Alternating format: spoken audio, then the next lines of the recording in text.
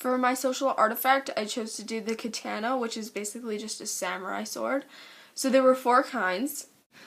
The first one is the old or the artistic one, and that's the nahantu. The second one is the sharpened one, so it's called a shinsaku or a shinkin.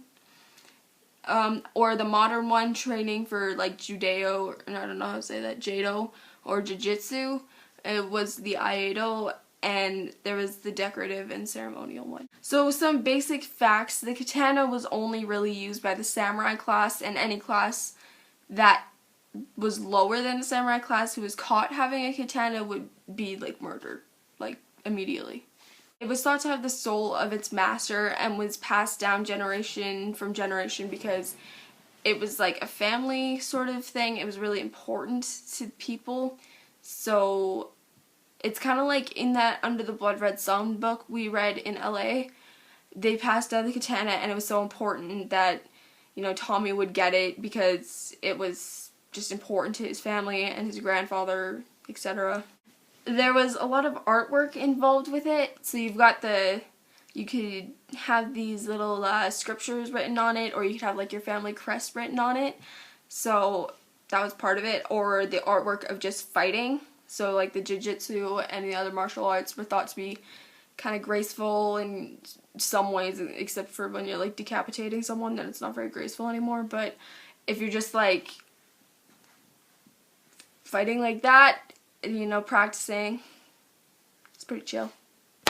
But what was really important about them was in the battles, it's what kept them safe, like all the years that they've been fighting. Like even in World War I they used katanas, so that kind of sort of influenced people's thoughts about them because it kept people safe for so long in all these battles and stuff. So they're just like, hey, yeah, katanas, woo. That's pretty important. But then there's also like the respect that if you saw a samurai walking down the street with his katana in his belt, you kind of sort of think of him in a higher way, as opposed to if you just saw like just a random citizen walking down the street, you wouldn't have the same kind of respect for them.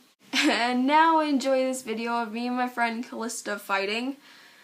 It's a little bit weird, but I wasn't allowed to bring anything sharp or dangerous into class, so we just made this instead. Enjoy. Katana!